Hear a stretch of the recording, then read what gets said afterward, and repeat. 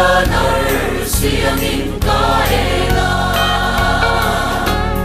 Sumihuna tuan min kasaya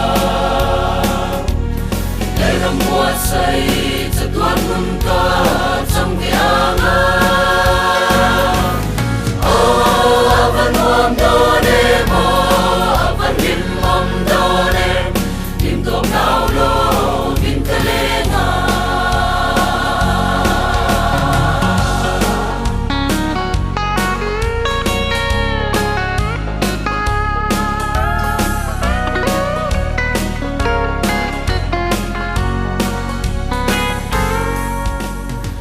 Kita ke satuan lalpa Ikopui siang taratsua Itisen na ilay tote Kanena lo kalwi ti cinta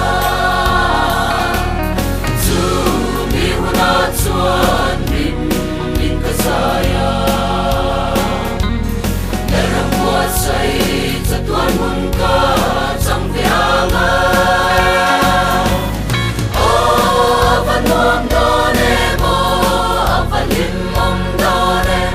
lim tok nao lo vin kalenga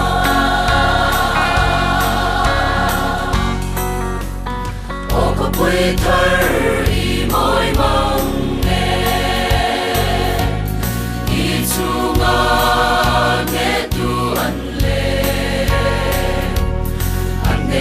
La thar sa turju overal